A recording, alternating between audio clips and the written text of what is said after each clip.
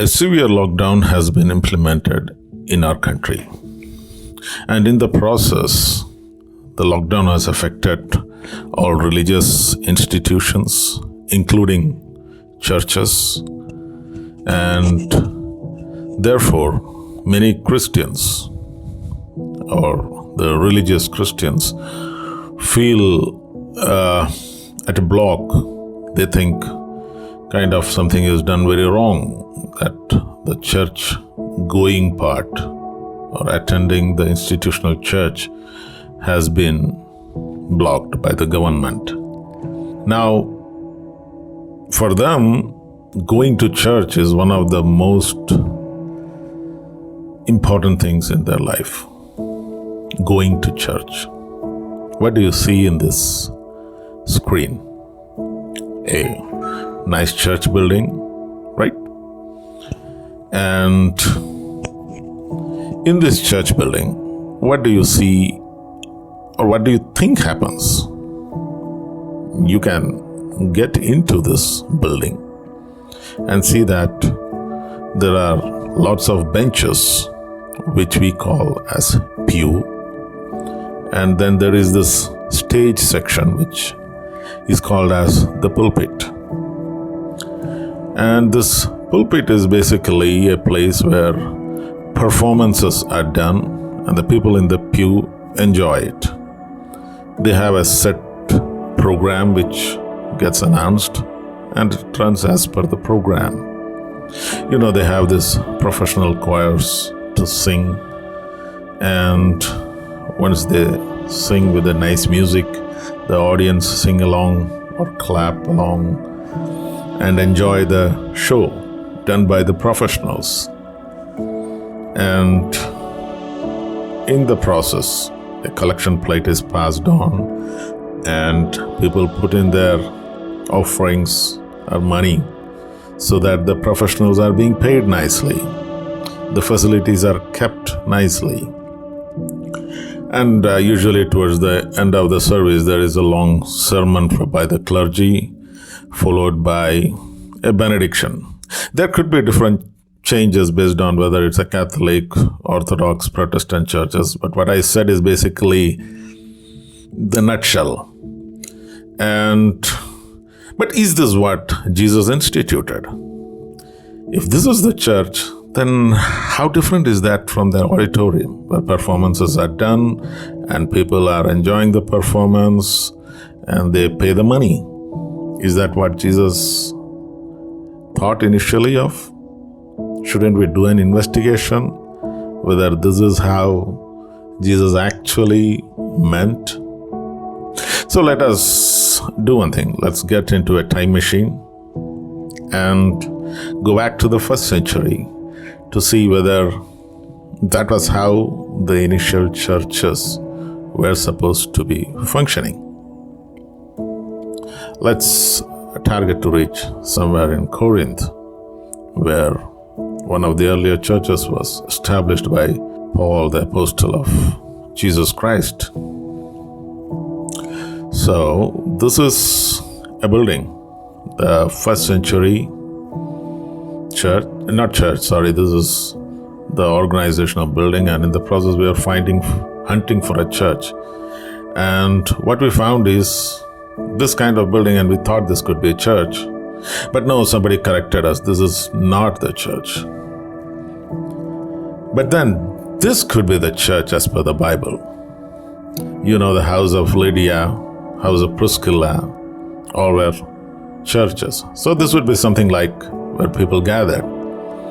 And the gatherings would be something like this, where people sit around and they share what God has given to them, to each of them. See the circular fashion which is employed here. Everybody is sharing oneself to other. And is not that how a biblical model is? But now we have come to this kind of churches, where it's again big auditoriums, where the performance on the stage with all the gadgets and all those things, and people are cheering them, they're clapping, and they are just enjoying this show basically for a cost. But is this how Jesus actually instituted? If you go back to the earlier picture, shouldn't this be something closer to it, where people are sharing themselves with the others? There's no pulpit or pew, all are equal. And as per the grace given by God, they are sharing. Let us see what's written in 1 Corinthians chapter 14, verse 26. Each one of us is given something to share with others, isn't it? When you come together, each of you has a hymn, a word of instruction, a revelation, a tongue, or an interpretation. Everything must be done so that the church may be built up. Did you note that? Is that any different from the other one where the pastor and the clergy or the performers are doing all those things? The rest are just enjoying it. They don't have anything to give. All that they give is pay some money. But in the body of Christ, that is not how it works. In the body of Christ, there are no outsourced pastor or clergy. Everybody is part of the body. Now that you are the body of Christ and each one of you is a part of it. 1 Corinthians chapter 12, verse 27. If you are given the job of the year and you don't do the job of the year, then what are you doing actually?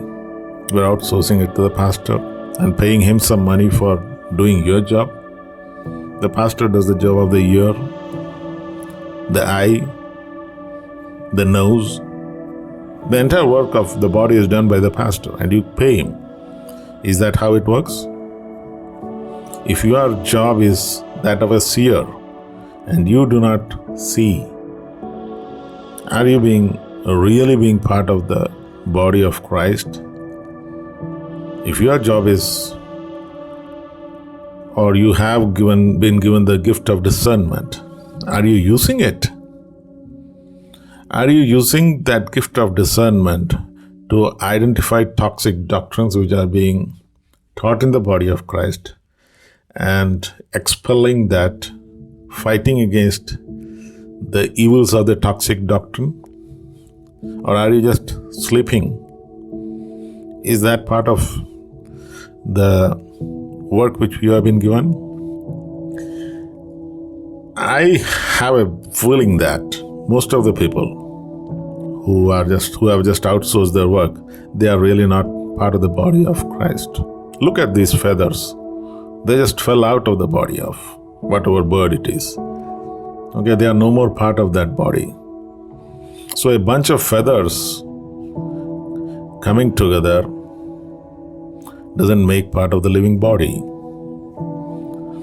Every Sunday morning, a bunch of feathers come, they get blown by the wind, and they accumulate in a place, and they get blown back to their own homes in the Sunday afternoon.